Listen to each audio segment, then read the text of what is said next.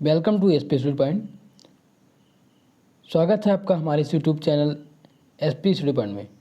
दोस्तों, आज की इस वीडियो में हम बात करने वाले हैं बीएससी फर्स्ट ईयर के फिजिक्स के प्रैक्टिस सेट पर, यानी पेपर फर्स्ट पर आज हम डिस्कशन करेंगे, जिनमें आज हमने लगभग 20+20 यानी 40 क्वेश्चन यानी 40 क्वेश्चन जो आपके आगामी एग्ज़ाम के लिए काफ़ी इम्पोर्टेंट है और ये फर्स्ट यूनिट से रिलेटेड है, यानी first unit conservation of energy या कंजर्वेशन एंड मोमेंटम।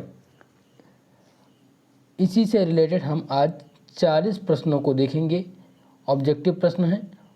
जैसा आप सबको पता है कि आपके सिलेबस में कोई चेंज नहीं हुआ है। सब लोगों का क्वेश्चन आ रहा है कि सर क्या सिलेबस में चेंज हुआ है, तो सिलेबस में चेंज नहीं हुआ है, केवल और केवल आपके पेपर पैटर्न में चेंज हुआ है। यानी आपका पेपर पैटर्न जो है वो चेंज हुआ है, सेमेस्टर वाइज हो गया है, यानी फर्स्ट और सेकंड सेमेस्टर में कराया जाएगा आपका पेपर।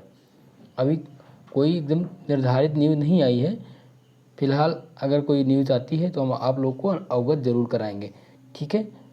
और आपको इस वीडियो का पीडीएफ भी मिल सकता है, जिसका लिंक आपको डिस्क्रिप्शन बॉक्स में मिल जाएगा। आप टेलीग्राम चैनल पर जा करके टेलीग्राम चैनल ज्वाइन कर लीजिए, वहाँ से आपको पीडीएफ मिल जाया करेगा। चलिए स्टार्ट करते हैं आज की क्लास। पहला प्रश्न है सेंट्रल फोर्स इज, यानी अपकेंद्रीय बल क्या होता है। पूछा गया है अपकेंद्रीय बल क्या होता है। ऑप्शन दिए गए हैं नॉर्मल फोर्स, एक्चुअल फोर्स और फिक्टिकस फोर्स, और नंबर डी दिया है ग्रेविटेशनल फोर्स। यानी सामान्य बल होता है कि वास्तविक बल होता है कि आभासी बल होता है कि गुरुत्व बल होता है। इसका आंसर हो जाएगा ऑप्शन नंबर बी, यानी वास्तविक बल इसका करेक्ट आंसर हो जाएगा। यानी अपकेंद्र बल कैसा बल होता है, वास्तविक बल होता है।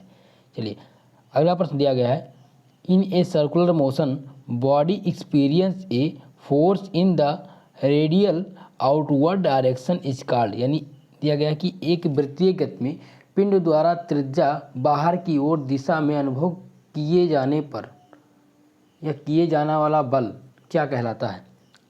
अभिकेंद्र बल कहलाता है कि अपकेंद्र बल कहलाता है कि न्यूटन का बल कहलाता है या गुरुत्व बल कहलाता है। इसका आंसर हो जाएगा ऑप्शन नंबर बी, यानी अपकेंद्र बल।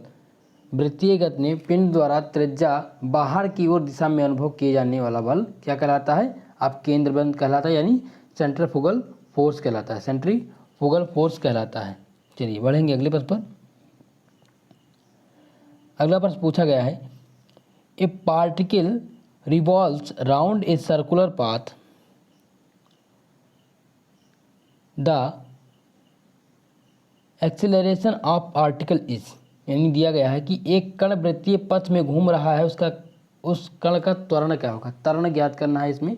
तो इसका आंसर क्या हो जाएगा, इस प्रश्न का आंसर हो जाएगा ऑप्शन नंबर ए, यानी त्रिज्या के अनुदिश, यानी अलोंग टू रेडियस इसका करेक्ट आंसर हो जाएगा। यानी अगर कोई कण वृत्तीय पथ में घूम रहा है तो उसका त्वरण क्या हो जाएगा, त्रिज्या के अनुदिश, यानी अलोंग द रेडियस उसका सही आंसर हो जाएगा। चलिए अगले प्रश्न पर देखते हैं। अगला प्रश्न दिया गया है द मैकेनिकल एनर्जी इज, इनमें से मैकेनिकल एनर्जी कौन है। इनमें से यांत्रिक ऊर्जा संरक्षित रहती है जब, दिया गया है कि द मैकेनिकल एनर्जी इज, यानी यांत्रिक ऊर्जा संरक्षित कब रहती है, जब स्थितिज ऊर्जा संरक्षित होती है कि गतिज ऊर्जा संरक्षित होती है कि स्थितिज ऊर्जा और गतिज ऊर्जा दोनों संरक्षित होती है या कोई नहीं। 48 नंबर प्रश्न का आंसर आप लोग करेंगे। देखिए प्रश्न को ये आपकी प्रैक्टिस सेट के रूप में है और आज से chapter wise chapter practice set आप लोगों को प्रोवाइड किया जाएगा, इसलिए आप चैनल से ज़रूर जुड़ जाइए। एसपी स्टडी पॉइंट को ज़रूर ज्वाइन कर लीजिए, आप लोगों को अब प्रैक्टिस सेट मिलेगा। क्लास का टाइम है डेली सुबह 9 बजे क्लास होगी, लाइव क्लास होगी आपकी सुबह 9 बजे, इसलिए आप लाइव आना ना भूलिए। चलिए 48 नंबर प्रश्न का उत्तर क्या हो जाएगा आप लोग बताएंगे। 48 नंबर प्रश्न का सही उत्तर हो जाएगा ऑप्शन नंबर सी, यानी स्थितिज ऊर्जा और गतिज ऊर्जा दोनों संरक्षित रहती हैं, यानी पोटेंशियल एनर्जी और काइनेटिक एनर्जी क्या रहती है, कंजर्व रहती हैं। चलिए बढ़ेंगे अगले प्रश्न पर। 49 नंबर प्रश्न देखेंगे। 49 नंबर प्रश्न क्या है, 49 नंबर प्रश्न दिया गया when the sum of external force acting on a body system is zero then the following quantity will be conserve. यानी कह रहा है कि जब एक निकाय पर लगने वाला बाह्य बलों के योग अगर बलों का योग क्या है, शून्य है, तो निम्न में से राशियाँ क्या रहती है, संरक्षित रहती हैं। किसमें संरक्षित रहती है यही आपको बताना है। ऑप्शन दिया गया है लीनियर मोमेंटम, बी दिया गया है एंगुलर मोमेंटम, सी दिया गया है काइनेटिक एनर्जी और डी दिया गया है पोटेंशियल एनर्जी। यानी 49 नंबर प्रश्न। इसका आंसर हो जाएगा ऑप्शन नंबर ए, रेखीय संवेग। इसमें क्या होता है, रेखीय वेग संरक्षित रहता है। यानी कि इसमें जब एक्सटर्नल फोर्स क्या होता है, एक बॉडी सिस्टम पर एक्टिंग, यानी कि एक बॉडी पर क्या कर रहा है, बॉडी के द्वारा काम कर रहा है, जहाँ पर क्या है, बॉडी का जो है स्थिति ऊर्जा है वो क्या है, बलों का योग जो है वो शून्य है, वो क्या है, 0 है। तो वहाँ पर कौन सा राशि या क्या संरक्षित रहती है, तो उसमें संरक्षित क्या रहेगा ये आपको बताना है। 49 नंबर प्रश्न। 49 नंबर प्रश्न का आंसर हो जाएगा ऑप्शन नंबर ए, यानी लीनियर मोमेंटम यानी रेखीय संवेग क्या रहता है, संरक्षित रहता है। बढ़ेंगे अगले प्रश्न पर। अगला प्रश्न पूछा गया है, conservation force can be given a term potential energy is. यानी संरक्षी बल को स्थितिज ऊर्जा के पद में निम्नवत लिखते हैं। यानी संरक्षी बल को स्थितिज ऊर्जा के पद में किस प्रकार से लिखा जाता है। 51 नंबर प्रश्न। इसका आंसर हो जाएगा ऑप्शन नंबर ए, इसको लिखा जाता है माइनस डेल यू। संरक्षी बल की स्थितिज ऊर्जा को किस में लिखा जाता है, माइनस डेल यू। इसका करेक्ट आंसर हो जाएगा, यानी ऑप्शन ए सही है। चलिए 52 नंबर प्रश्न पर देखेंगे। 52 नंबर प्रश्न पूछा गया है, conservative force can be expressed as. यानी कंजर्वेटिव फोर्स यानी संरक्षित बल को निम्नलिखित में से किस प्रकार से व्यक्त करते हैं। बहुत ही इंपॉर्टेंट है ये दोनों प्रश्न, 51 नंबर और 52 नंबर। 52 नंबर प्रश्न क्या है कि संरक्षित बल को निम्नलिखित में से किस प्रकार व्यक्त करते हैं, तो इसका ऑप्शन हो जाएगा, इसका करेक्ट आंसर हो जाएगा ऑप्शन नंबर सी, यानी del into vector F equal to 0 से इसको डिनोट करते हैं। यानी इसका आंसर हो जाएगा ऑप्शन नंबर सी। 52 नंबर प्रश्न का आंसर क्या हो जाएगा, option number C, del into vector F equal to 0। इसका करेक्ट आंसर हो जाएगा। बढ़ेंगे अगले प्रश्न पर। चलिए अगला प्रश्न दिया गया है 53 number, the centre of mass of a body lies at. यानी किसी पिंड का द्रव्यमान केंद्र हमेशा क्या होता है। किसी पिंड का द्रव्यमान केंद्र हमेशा क्या होता है, पिंड के बाहर होता है कि पिंड के अंदर होता है कि पिंड के अंदर या बाहर होता है। देखिए हिंदी और इंग्लिश में क्वेश्चन कराया जा रहा है, इसमें आपको ज़्यादा से ज़्यादा फोकस ये करना है कि आप इंग्लिश में ही समझिए, हिंदी समझने का ज़्यादा प्रयास मत करिए। लेकिन अगर आप बीएससी फर्स्ट ईयर में हैं तो आपको दिक्कत होती है, हिंदी मीडियम वालों को दिक्कत होती है, इसलिए हिंदी भी ज़रूरी है। इसलिए हिंदी और इंग्लिश दोनों ही पेपर यानी ऑब्जेक्टिव प्रश्न कराए जाएंगे आपको। चलिए अगर आपको वीडियो अच्छा लग रहा हो तो प्लीज़ वीडियो को लाइक ज़रूर करिए। क्वेश्चन नंबर 53, इसका आंसर आप लोग देंगे, the centre of mass of a body lies at. यानी किसी पिंड का द्रव्यमान केंद्र हमेशा क्या होता है, आउटसाइड द बॉडी, या दिया गया है बी नंबर ऑप्शन दिया गया इनसाइड द बॉडी, सी दिया गया विद इन आउटसाइड, या डी गया है नन। 53 नंबर प्रश्न, इसका सही जवाब हो जाएगा ऑप्शन नंबर सी, यानी विद इन और आउटसाइड, यानी पिंड के अंदर या बाहर क्या रहता है। जब किसी पिंड का द्रव्यमान हमेशा, यानी किसी पिंड का द्रव्यमान हमेशा क्या होता है, या तो पिंड के अंदर होता है या तो पिंड के बाहर होता है। इस प्रकार ऑप्शन सी सही हो जाएगा। बढ़ेंगे अगले प्रश्न पर। अगला प्रश्न है 54 नंबर प्रश्न दिया गया है, the work done by an external force on a system is equal to change in. यानी दिया गया है, हिंदी में समझने का प्रयास करेंगे हम लोग, कि निकाय पर लगाए गए बल बाह्य बल के द्वारा किया गया कार्य निम्न में से परिवर्तन के बराबर होता है। यानी किसके परिवर्तन के बराबर होता है। निकाय पर, कोई एक निकाय है जिस पर कोई बल लगाया गया है और जो किया गया कार्य है वो किसके परिवर्तन के बराबर होगा, टोटल एनर्जी के, काइनेटिक एनर्जी के, या पोटेंशियल एनर्जी के, या ए बी सी तीनों। इसका आंसर हो जाएगा ऑप्शन नंबर बी, यानी गतिज ऊर्जा, यानी काइनेटिक एनर्जी के बराबर हो जाएगा। निकाय पर लगाए गए बल बाह्य बल के द्वारा किया गया कार्य निम्न में से काइनेटिक एनर्जी द्वारा यानी गतिज ऊर्जा द्वारा परिवर्तन के बराबर होगा। इसका आंसर हो जाएगा ऑप्शन नंबर बी, गतिज ऊर्जा। चलिए अगले प्रश्न पर देखेंगे। अगला प्रश्न क्या है, 55 नंबर प्रश्न दिया गया है, the work done in A gravitational field between 2 points does not depend upon the path between these points, this field is। Hindi में समझेंगे, यानी कह रहा है the work done in A gravitational field, यानी गुरुत्व क्षेत्र में दो बिंदुओं के बीच किया गया कार्य, गुरुत्वीय क्षेत्र में दो बिंदुओं के बीच किया गया कार्य बिंदुओं के पथ पर निर्भर नहीं करता है, तब यह क्षेत्र होता है। यानी जब कोई गुरुत्व बल दो बिंदुओं के बीच कार्य कर रहा हो और उन बिंदुओं के पथ पर वो निर्भर भी नहीं हो, तो उस प्रकार का क्षेत्र कैसा क्षेत्र कहलाता है? कंजर्वेटिव फोर्स या नॉन कंजर्वेटिव या फ्रिक्शनल या नन, यानी संरक्षित या अनसंरक्षित या घर्षण या इनमें से कोई नहीं। क्वेश्चन नंबर 55, इसका आंसर हो जाएगा ऑप्शन नंबर ए यानी संरक्षित, यानी हो जाएगा ऑप्शन नंबर ए कंजर्वेटिव। क्या होता है? कंजर्वेटिव होता है। गुरुत्व क्षेत्र में अगर कोई दो बिंदु हैं उनके बीच किया गया कार्य बिंदुओं के पथ के निर्भर नहीं करता है, तो ये क्षेत्र कंजर्वेटिव कहलाता है, यानी कंजर्वेटिव के अंतर्गत ये कार्य होता है। चलिए अगले प्रश्न पर चलेंगे। 56 नंबर प्रश्न है, in the gravitational field the work done in transporting mass from one point two another, यानी गुरुत्वीय क्षेत्र में एक बिंदु से दूसरे बिंदु तक द्रव्यमान में ले जाने में किया गया कार्य। तो इसके लिए सबसे पहले आप लोग थ्योरी पढ़िए, थ्योरी आप लोग पढ़ लीजिए, फिर आपको एमसीक्यू सॉल्व करवाएंगे हम। एमसीक्यू का प्रैक्टिस सेट यहाँ पर मिल रहा है और आप लोग कोशिश करेंगे कि एमसीक्यू को सॉल्व करें, इसका आंसर करने का प्रयास करेंगे। जिनको भी इसका आंसर पता है वो लोग कमेंट बॉक्स में कमेंट करके ज़रूर बताया करें कि इसका आंसर क्या हो जाएगा। 56 नंबर प्रश्न का आंसर आप लोग को देना है। आप लोग इस प्रश्न का जवाब देंगे क्वेश्चन नंबर 56। हम आप सभी के आंसर का जवाब, यानी आपके सभी लोगों के आंसर का जवाब चाहेंगे और हमें आशा है कि आप लोग आंसर ज़रूर करेंगे। आप लोग कमेंट बॉक्स में कमेंट करके ज़रूर बताइएगा।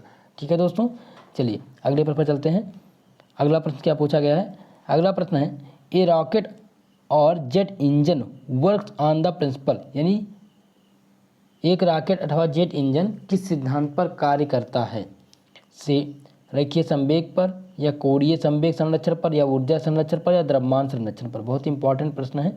68 नंबर प्रश्न है, पूछा गया है कि ए रॉकेट और jet engine work on the principle arc, यानी कि एक रॉकेट और जेट इंजन किस सिद्धांत पर कार्य करते हैं? ऑप्शन ए दिया गया है कि conservative of linear momentum, option B दिया गया है conservative of angular momentum, C दिया गया है, ऑप्शन सी पूछा गया है कंजर्वेशन ऑफ एनर्जी, और डी दिया गया है कंजर्वेशन ऑफ मास। आपको इनमें से सही आंसर चूज करके बताना है कि इसका आंसर क्या हो जाएगा। 68 नंबर प्रश्न, 68 नंबर प्रश्न का सही जवाब हो जाएगा ऑप्शन नंबर ए, यानी कंजर्वेशन ऑफ लीनियर मोमेंटम। एक रॉकेट अथवा jet engine conservation of linear momentum पर वर्क करता है, यानी रेखीय संवेग के संरक्षण सिद्धांत पर वर्क करता है रॉकेट अथवा जेट इंजन। चलिए इस प्रकार ऑप्शन ए सही है। अब बढ़ेंगे अगले प्रश्न पर। अगला प्रश्न है, अगला प्रश्न दिया गया है, when two bodies strike together after collision the collision is said to be, यानी दिया गया है कोलिजन को क्या कहते हैं? हिंदी में संघट्ट कहते हैं। क्या कहते हैं? संघट्ट कहते हैं। जब एक संघट्ट के पश्चात दो पिंड आपस में चिपक जाते हैं तो संघट्ट क्या कहलाता है? अप्रत्यास्थ या प्रत्यास्थ या आंशिक प्रत्यास्थ या इनमें से कोई नहीं।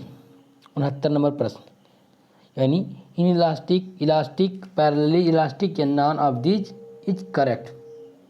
69 नंबर प्रश्न, इसका सही आंसर हो जाएगा ऑप्शन नंबर ए, यानी अप्रत्यास्थ यानी इन इलास्टिक इसका करेक्ट आंसर हो जाएगा। इसका सही आंसर क्या हो जाएगा? इन इलास्टिक कोलिजन, यानी इन इलास्टिक के अंतर्गत क्या होता है? जब एक संघट्ट के पश्चात दो पिंड आपस में चिपक जाते हैं तो संघट्ट क्या कहलाता है? इन इलास्टिक कहलाता है। अगर नहीं चिपकते हैं तो क्या कहलाता है? इलास्टिक कहलाता है, यानी प्रत्यास्था कहलाता है। अप्रत्यास्था और प्रत्यास्था, ठीक है, इन दोनों में अंतर आप समझ गए होंगे। और दोस्तों अगर आपको वीडियो पसंद आ रहा हो तो प्लीज़ वीडियो को लाइक शेयर सब्सक्राइब जरूर करिए और कमेंट करके तो जरूर बताएंगे कि आपको यह वीडियो कैसा लगा। ठीक है दोस्तों, ये प्रैक्टिस सेट नंबर आपकी 5 है, यानी आपकी 4 प्रैक्टिस सेट फर्स्ट पेपर से कराया जा चुका है। आप लोग प्रैक्टिस सेट जरूर सॉल्व करिए। 70 नंबर प्रश्न के चलते हैं। देखिए अगला प्रश्न क्या पूछा गया है? अगला प्रश्न पूछा गया है, Newton seconds law gives the measure of, यानी पूछा गया है न्यूटन का द्वितीय नियम इसका मापन देता है। एक्सीलरेशन का, कि फोर्स का, कि मोमेंटम का, कि एंगुलर मोमेंटम का? इस प्रश्न का जवाब हो जाएगा ऑप्शन नंबर बी, यानी बल, यानी फोर्स। न्यूटन का सेकंड लॉ किस पर निर्भर करता है? फोर्स पर काम करता है, यानी बल पर। इसका करेक्ट आंसर हो जाएगा। चलेंगे अगले प्रश्न पर। अगला प्रश्न देखिए, अगला प्रश्न है, a reference frame attached to the earth, यानी कि पृथ्वी के संबंध एक निर्देश फ्रेम में किस प्रकार से परिभाषित होते हैं? यानी is an inertial frame by definition, यानी परिभाषीय अनुसार एक जड़त्वीय फ्रेम में। बी दिया गया है can not be inertial frame because the earth. तीसरा है is an inertial frame because Newton's law and application of the frame. D दिया गया है can not be N inertial frame because the earth is rotating about is axis. इसका correct answer हो जाएगा, क्या हो जाएगा, 71 नंबर प्रश्न का सही आंसर हो जाएगा option number A. Option number A इसका करेक्ट आंसर हो जाएगा, यानी हो जाएगा is an inertial frame by definition, यानी परिभाषीय यानी परिभाषानुसार एक जड़त्वीय निर्देश फ्रेम है। क्या है, a reference pair, a reference frame, यानी रेफरेंस फ्रेम क्या है, रेफरेंस फ्रेम परिभाषानुसार एक जड़त्वीय निर्देश फ्रेम है। इसका आंसर हो जाएगा ऑप्शन नंबर ए। 71 नंबर प्रश्न का आंसर ये हो जाएगा। बढ़ेंगे अगले प्रश्न पर।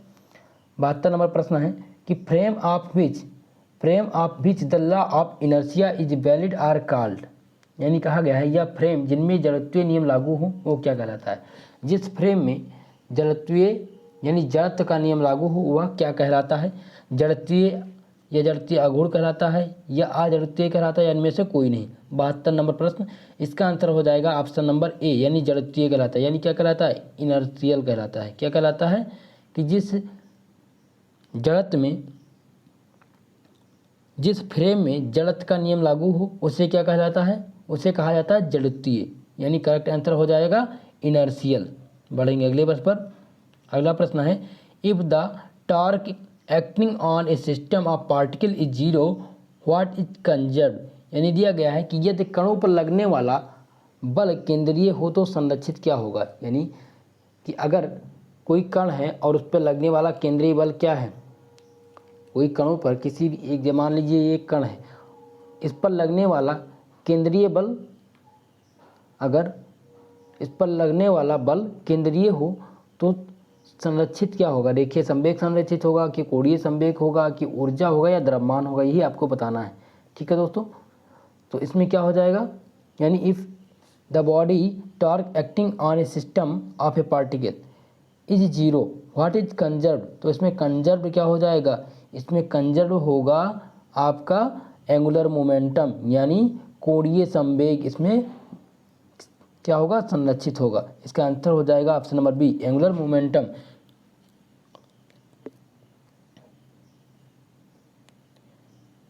चलिए आगे बढ़ेंगे। अगला प्रश्न दिया गया है the direction of Coriolis force acting on a train moving towards north from south at the latitude 30 degree north will be, यानी दिया गया उत्तर 30 डिग्री उत्तर अक्षांश पर, उत्तरी अक्षांश पर दक्षिण से उत्तर की ओर जाती हुई ट्रेन पर कार्यरत कोएसिस बल की दिशा क्या होगी। 74 नंबर प्रश्न, इसका आंसर हो जाएगा ऑप्शन नंबर ए, यानी पूर्व की तरफ, यानी क्या हो जाएगा, पूर्व की तरफ। ए है न्यूमेरिकल से संबंधित है और ये न्यूमेरिकल करेंगे, यानी इसको आपको इसकी वैल्यू निकालनी पड़ेगी, इसलिए आपको ग्राफ बनाकर ये चीज़ समझना है। अगली वीडियो में हम कोशिश करेंगे इन सभी प्रश्नों को समझाने की। ठीक है, चलिए अभी आप केवल प्रैक्टिस करेंगे। इस चैनल पर आपको प्रैक्टिस सेट मिलता रहेगा और जो आपके चैप्टर में इम्पॉर्टेंट चीज़ें हैं, यानी आपके एग्ज़ाम की दृष्टि से आप लोगों को केवल और केवल अपनी बुक में थ्योरी पढ़नी है, आपको रेगुलर क्लास करना है और बिल्कुल भी आपको 100% सफलता मिलेगी। बस आप बने रहिए SPCD पॉइंट के साथ। और अगर आपको वीडियो अच्छा लग रहा हो तो प्लीज़ कमेंट शेयर सब्सक्राइब जरूर करिए। इन इनर्शियल फ्रेम, अगला प्रश्न है इन इनर्शियल फ्रेम यानी अजड़त्वीय निर्देश तंत्र में क्या होता है, कौन सा नियम लागू होता है। Newton law in inertia holds, दिया गया है B each of it moves relative to one another will be constant velocity. C दिया गया है all law of physics are expressed. अगला दिया गया है in the some way. D दिया गया है all the above statement are true, यानी दिया गया है कि अजड़त्वीय निर्देश तंत्र में क्या होता है कि न्यूटन जड़त्व का नियम लागू होता है। यानी 5वें नंबर यानी 75 नंबर प्रश्न में क्या लागू होता है, इसमें क्या लागू होता है, इसमें उपरोक्त सभी लागू होता है। अजड़त्वीय निर्देश तंत्र में न्यूटन का नियम भी लागू होता है और दोनों फ्रेम एक दूसरे के सापेक्ष नियत वेग से गति भी करते हैं और भौतिक के सभी नियम समान प्रकार से व्यक्त किए जाते हैं। इस प्रकार उपरोक्त सही इसका करेक्ट आंसर हो जाएगा। इसका सही आंसर हो जाएगा ऑप्शन नंबर डी। बढ़ेंगे अगले पद पर। देखिए अगला प्रश्न क्या पूछा गया है? अगला प्रश्न पूछा गया है कि स्थिर दशक को एक सामान्य गति से गतिशील घड़ी क्या कहलाती है? यानी for a stationary observe a clock moving with uniform velocity. इसका आंसर क्या हो जाएगा? इसका आंसर हो जाएगा ऑप्शन नंबर बी, यानी सुस्त प्रतीत होगा। क्या होगा? अपीयर्स टू बी सो, इसका करेक्ट आंसर हो जाएगा। बढ़ेंगे अगले प्रश्न पर। अगला प्रश्न है which one of the physics force, निम्नलिखित में से कौन सा एक आभासी छद्म बल है?